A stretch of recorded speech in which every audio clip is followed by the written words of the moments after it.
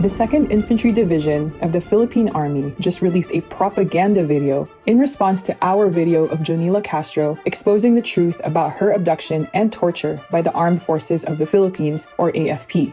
Since Jonila and another AFP captive, Jhed Tamano, spoke out in 2023, the AFP has tried to discredit their story. They even filed perjury charges against them last year. The case was thrown out because, according to the judge, the evidence of abduction and torture was, quote, irrefutable, meaning the AFP is lying. The AFP claims that their mission is to defend democracy. But how can they call it democracy when they torture mere activists to scare them away from speaking up against injustice? Is it democracy to torture people into saying they're wrong for their activism so that the government can justify targeting people who are brave enough to point out corruption and coercion? The AFP has a long track record of committing human rights abuses. They are professional liars, well-trained in spinning the facts to hide their brutal tactics. So how can anyone trust them? I want maximum psychological effect on the enemy and on the people. This is the same military that manufactures trumped-up charges against dozens of human rights defenders, only to have them overturned by courts for lack of evidence. The same military that has terrorized civilian communities across the Philippines with constant aerial bombing, destroying farmers' lives and livelihoods. And this is the same military that systematically abducts activists and employs physical and psychological torture to present them as, quote, surrenderees. In their propaganda video, they ask what really happened, but then they show footage of Jonila and Jhed when they're being held captive by the military, reciting a script that the repeatedly discredited NTF-LCAC government task force had crafted for them. Doesn't the AFP realize they are confirming that Jonila is telling the truth? These clips present evidence of the psychological torture they were subjected to. Here's what really happened when Jonila Castro and Jhed Tamano were abducted by the military. They gave us death threats. They used bad cop, good cop tactic that was really confusing, emotionally confusing. They kept on saying that Jhed's life is on your hand. Your stubbornness will kill Jhed. It really hurts me to think that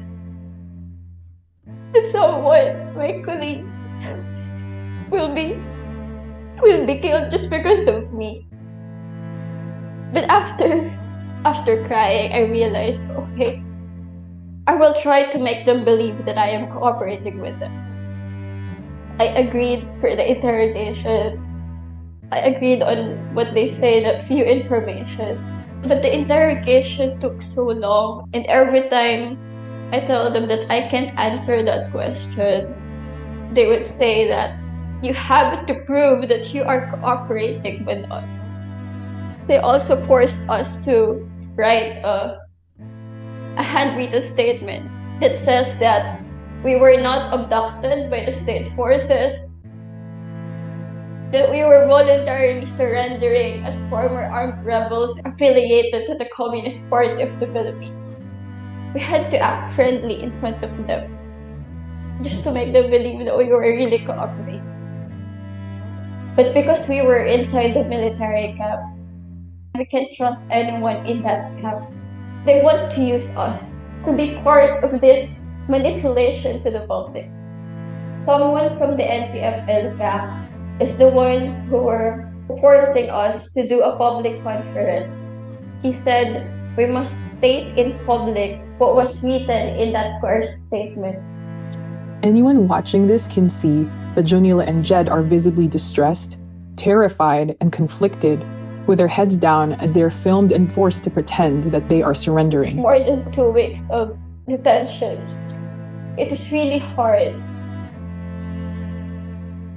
Try acting friendly to the people who threatened your life. It is hard laughing with the people who you know are responsible for all the attacks and killings of activists. It was really emotionally tiring at that time. Jhed and I later on realized that we should agree to the first one, because that is our only way to really tell the truth to the public.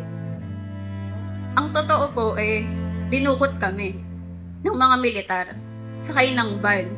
Napilitan din kami na sumurrender. Dahil pinagbantaan yung buhay namin. Yun po ang totoo. Their experience gives us a clue of the kind of psychological warfare that Chantal Anicoche has likely been subjected to for several weeks now. Nothing is, quote, voluntary when you're being held captive by known war criminals. Since the AFP, quote, surfaced Chantal on January 8, we've only seen manufactured photos and statements released by the military and Philippine government speaking on her behalf. We still haven't heard from Chantal directly. Why are they hiding her behind closed doors? Are they afraid that their NTF-LCAC crafted stories will unravel once more? They can try to deny their psychological torture tactics all they want, but their track record speaks louder than words. Release Chantal from the hands of these fascists now. Defend Mindoro.